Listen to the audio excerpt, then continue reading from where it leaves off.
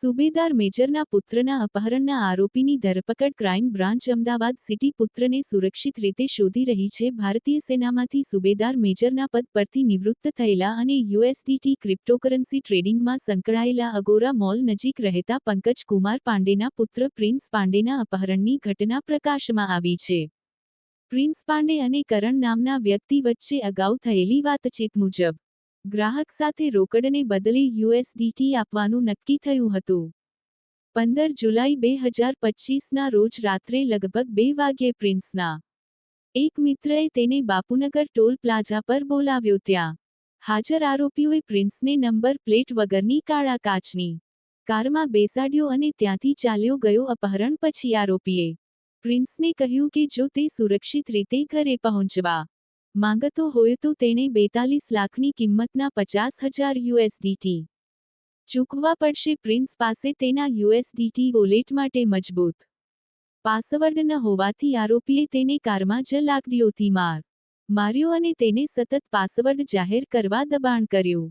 આખી રાત પ્રિન્સને એક જગ્યાએથી બીજી જગ્યાએ લઈ જવામાં આવ્યો અને સતત હુમલો કરવામાં આવ્યો. આ વાતની જાણ થતાં પ્રિન્સના પિતા પંકજ કુમાર પાંડેએ તાત્કાલિક કંટ્રોલ રૂમને ફોન કરીને પોલીસને જાણ કરી. આ પછી કંટ્રોલ રૂમે અમદાવાદ શહેર ક્રાઇમ બ્રાન્ચના પર્સનલ સિક્યુરિટી ઓફિસરને જાણ કરી. આજે અપહરણના જે બનાવ અનુસંધાને ક્રાઇમ બ્રાન્ચની કુલ 3 ટીમો કામે લાગેલી હતી. એમાં જે મુખ્ય ટીમ કામ કરી રહી હતી જે આરએલ ઓડેદરા જે અમારા સબ ઇન્સ્પેક્ટર છે એમની આગેવાનીમાં, અને એ લોકોને જ આ 3 અપહૃતકારો અને અપહૃતને છોડાવવામાં સફળતા મળેલી છે. અંદાજે આ કામ રાતના 2 વાગ્યાથી શરૂ થઈ બપોરના 12-1 વાગ્યા સુધી આખું સમગ્ર ઓપરેશન ચાલેલું હતું.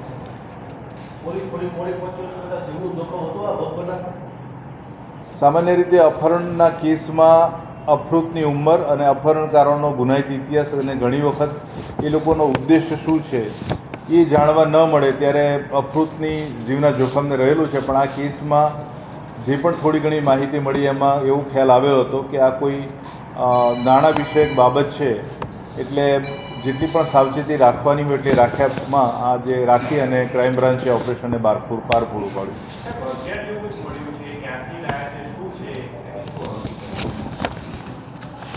આ જે હથિયાર જે છે આરોપીઓએ ટૂંકમાં આરોપીઓનું જે વિકાસના માધ્યમથી પ્રિન્સને જે એમણે બાપુનગર વિસ્તારમાં બોલાવેલો અને ત્યાંથી એનું અપહરણ કર્યું, જે વાસ્તવિક હદ શહેરકોટડા પોલીસ સ્ટેશનને લાગુ પડે છે. એટલે ત્યાં બોલાવ્યા પછી જે પણ આખી ઘટના થઈ છે એ આરોપીઓએ અગાઉ જે પ્રમાણેનો એમણે ગુનાને અંજામ આપ્યો છે એ પ્રમાણે પૂર્વ આયોજિત ચોક્કસ પ્રકારના ઉદ્દેશને પાર પાડવા માટે, એટલે કે આ એની પાસેથી અંદાજે ₹43 લાખ લેવા માટે આયોજન કરેલું હતું. અને એમ શરૂઆતથી જ આ તમામ પ્રકારની તૈયારી સાથે રાખેલી હતી.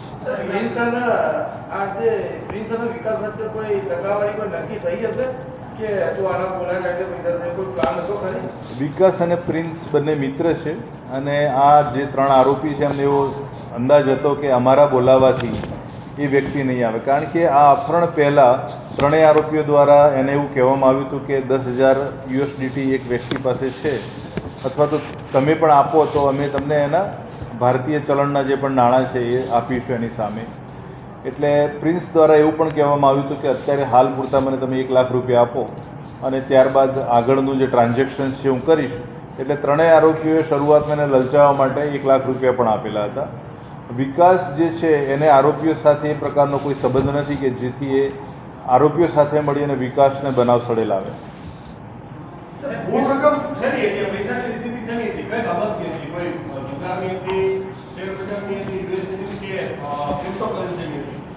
પ્રિન્સનું જે કામ જે છે એ ઇન્વેસ્ટમેન્ટ બેન્કર છે અને એ યુએસડીટી ટ્રાન્સફર કરવાનું કામ કરે છે.